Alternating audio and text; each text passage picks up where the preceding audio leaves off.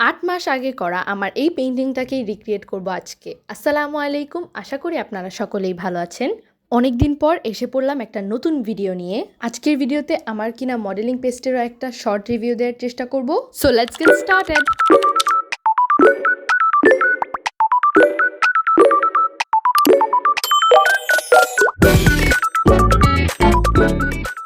প্রথমেই আমরা স্যান্ডের পার্টের জন্য র সিয়ানা কালারটা ইউজ করছি।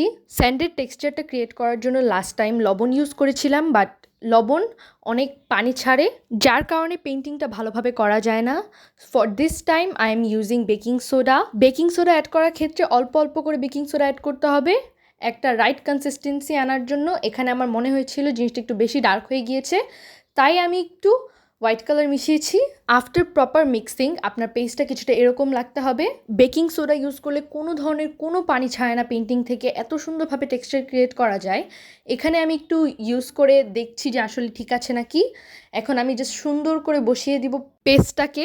এখন একটা স্পঞ্জ দিয়ে পেস্টটার ওপর একটা টেক্সচার আনার চেষ্টা করব। আমি এখানে একটা ভুল করেছিলাম, আমি ড্যাম্প স্পঞ্জ নিয়ে নিয়েছিলাম, কিন্তু এখানে 100% শুকনো স্পঞ্জ নিতে হবে। এক্ষেত্রে আমি আরেকটু পেস্ট বানিয়ে ঠিক করে নিয়েছি। আপনাদের কাছে যদি স্পঞ্জ না থাকে তাহলে প্যালেট নাইফ দিয়েও সেম কাজটা করা যাবে। এখন আমরা এটাকে শুকাতে দিব। This is how it looks after drawing. এখন আমরা পানির পাড়টা পেইন্ট করব, অ্যান্ড পানির পাড়টা পেইন্ট করার জন্য এখানে আমি স্কাই ব্লু অ্যান্ড ফাটো ব্লু কালারটা ব্যবহার করেছি। পেইন্টিং করার আগে আমি ক্যানভাসটাকে হালকা একটু পানি দিয়ে ড্যাম্প করে নিব, যেন কালার্সগুলো ভালোভাবে ব্লেন্ড হয়। আমার মতো যদি পানি একটু বেশিও হয়ে যায় তাহলে এরকম টিস্যু দিয়ে একটু উঠিয়ে নিয়ে তারপর কালার করা শুরু করবেন। একটা ফ্ল্যাট ব্রাশ দিয়ে এখন আমি সুন্দর করে স্কাই ব্লু কালারটা পুরোটা স্পেসে সুন্দরভাবে অ্যাপ্লাই করে নিব। যেহেতু পানি অ্যাড করেছি তাই প্রথমে একটু লাইট পিগমেন্টেশন দেখা যাবে, কিন্তু আস্তে আস্তে 1-2টা কোট অ্যাড করলে আপনারা বুঝতে পারবেন যে নিচের স্পেসটা আর ভালোভাবে দেখা যাচ্ছে না, ভালোভাবে বসেছে রঙটা। এরপর আমি আস্তে করে ফাটো ব্লু কালারটা নিয়ে অল্প অল্প করে দিব, যেন একটা ওয়েভি ইফেক্ট আসে। আমি কিভাবে কালারগুলো বসাচ্ছি এটা দেখলে আপনারা বুঝতে পারবেন আশা করি। যেখানে ওয়েভ বুঝাতে চেয়েছি সেখানে ফাটো ব্লু কালারটা ইউজ করেছি।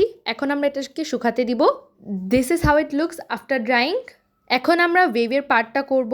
ঢেউ বোঝানোর জন্য মেইনলি আমি মডেলিং পেস্ট ইউজ করব, তাই আমি একটা সুন্দর করে কোন বানাই নিব, তাহলে পেস্টটা অ্যাপ্লাই করতে ইজি হবে। কোন বানানো আমি আমার আগের টেক্সচার পেইন্টিং ভিডিওটাতেও দেখেছি, সেই ভিডিওটা দেখলে সহজেই বুঝতে পারবেন। এখন আমরা ওয়েভসগুলো যেটুকু ঠিক চাচ্ছি সেই অনুযায়ী মাথাটা কেটে নিব কোণের। এখন বিসমিল্লাহ বলে স্টার্ট করব। আস্তে আস্তে করে সুন্দর করে এভাবে করে অ্যাপ্লাই করে দিতে হবে। যেখানে ওয়েভসগুলো একটু ঠিক চাচ্ছি সেখানে আরেকটু অ্যাড করতে পারি। এখন একটা ফ্যান ব্রাশ দিয়ে সুন্দর করে এভাবে স্প্রেড করে দিব জিনিসটাকে। একইভাবে আমি ইন টোটাল 2টা ওয়েভ করব। এখানে আপনাদের মনে হইতেই পারে যে আমি খুবই স্মুথলি এটা করে ফেলেছি, বাট অনেস্টলি ফাইনাল রেজাল্ট যেরকম ছিল সেইটা আনার জন্য আমার অলমোস্ট 3বার ট্রাই করার লাগছে।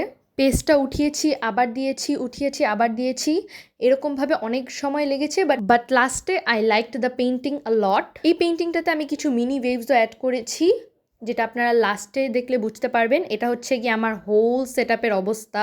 আপনারা বিশ্বাস করবেন না কি জানি না, এইটুকু একটা পেইন্টিং করতে আমার এতগুলো ব্রাশ লাগছে। এখন আমি শেলসগুলো পেস্ট করব। প্রথমে আমি মডেলিং পেস্ট দিয়েই বসানোর চেষ্টা করেছিলাম, কিন্তু এটা ভালোভাবে বসছিল না, তাই পরে আমি ফেভিকল ইউজ করেছি। শেলসগুলো বসানোর ক্ষেত্রে আপনার ইচ্ছা মতো আপনি বসাতে পারেন, এটা নিয়ে কোনো স্পেসিফিক নিয়ম নেই। And this is how it looks after pasting the shells. কিছু কিছু জায়গায় আমার মনে হয়েছিল যে একটু সাদা কালার লেগে গিয়েছে, আই মিন মডেলিং পেস্ট, সেই জায়গাগুলোতে আমি একটু পেইন্ট দিয়ে ঠিক করে দিয়েছি। Now we will let it dry. এখন আমাদের পেইন্টিংটা 100% শুকিয়ে গিয়েছে। এখন আমি ভার্নিশ করব। ভার্নিশ নিয়ে কোনো কিপটামি করা যাবে না, কারণ একটা ভার্নিশই একটা পেইন্টিংয়ের উজ্জ্বলতার বৃদ্ধি করে, তাই সুন্দর করে ইভেনলি ভার্নিশ দিয়ে কোট করতে হবে।